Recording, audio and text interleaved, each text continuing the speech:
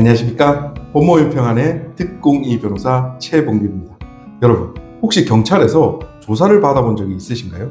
그냥 사실대로 말하면 알아서 풀리겠지 라고 생각하셨다면 큰일 날 뻔하신 겁니다.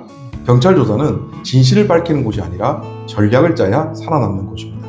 오늘 영상에서는 여러분이 절대 몰라서 당하면 안 되는 경찰 조사 대응법 5분 안에 확실하게 알려드립니다.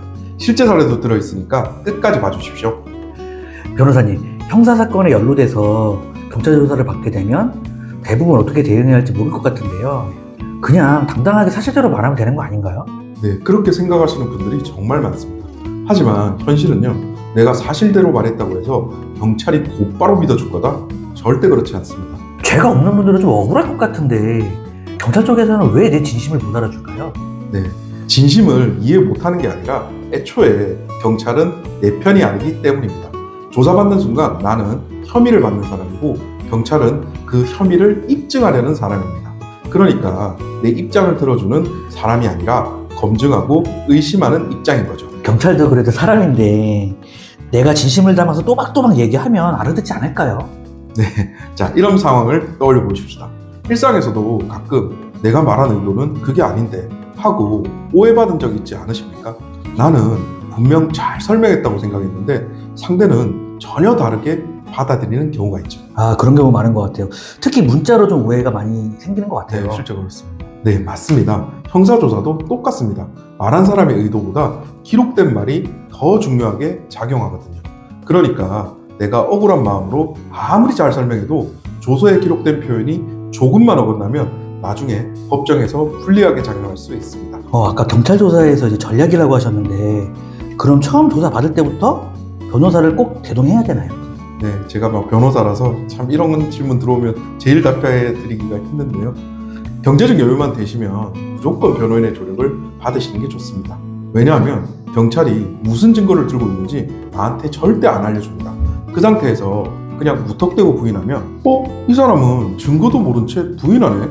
하면서 오히려 구속영장을 청구할 명분이 생길 수 있습니다. 구속영장까지도 갈 수 있겠네요.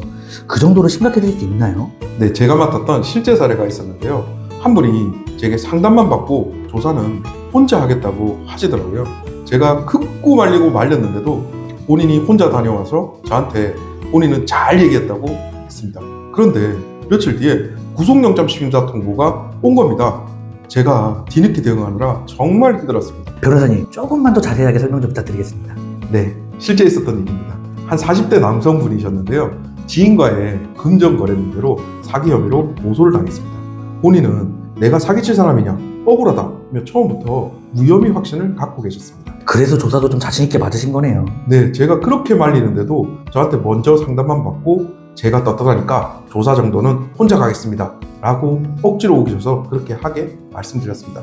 끝까지 저는 가능하면 동행하자고 권유드렸는데 변호사까지 끌고 가면 오히려 내가 이상하게 보이지 않겠냐고 하시더라고요. 그렇게 생각하시는 분들 은근히 많을 것 같은데 결과는 결국 어땠나요? 네, 그분한테서 며칠 후에 전화가 왔습니다. 경찰이 법원 앞에서 보자고 한다는 겁니다. 제가 깜짝 놀라서 확인해보니 구속영장이 청구됐고 영장실질심사가 잡힌 상황이었죠. 당황하셨겠네요. 무혐의로 끝날 줄 알았는데. 그분은 조사를 받으면서 계속 부인만 하셨어요.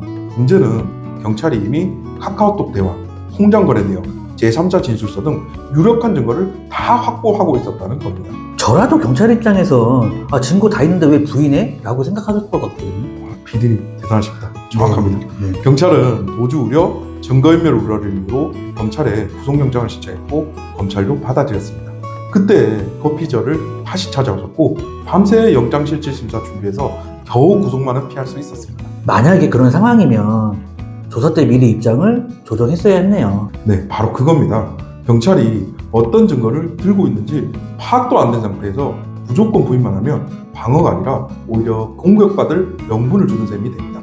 초기에 변호인과 함께 전략적으로 접근했으면 기소 없이 종결되거나 최소한 구속 위기는 피할 수 있었던 사안이었습니다. 그렇다면 조사받을 때는 무조건 방어적으로 접근하는 게 좋을까요? 네, 그렇다고 무조건 부인만 하라는 말은 아닙니다.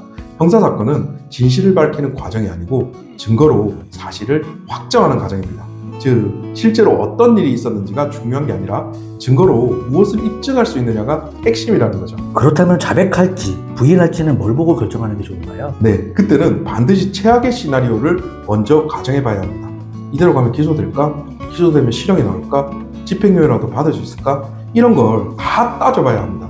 그리고 내가 실형까지 감당할 수 없다면 최대한 기소되지 않도록 전략을 바꿔야 합니다. 필요하다면 진술을 번복할 수도 있어야 하고요. 진술을 바꾸면 더 불리해지는 거 아닌가요? 네, 그렇게 생각하시는데요. 실제로는 타이밍이 중요합니다.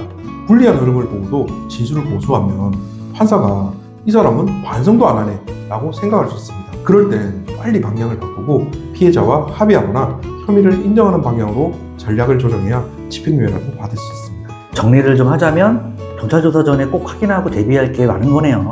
네, 그럼요. 마지막으로 핵심만 정리하면 이렇습니다. 첫째, 경찰은 내 편이 절대 아니다. 둘째, 조사에서 중요한 건 의도가 아니라 기록된 말이다. 셋째, 진실보다 정보가 더 중요하다.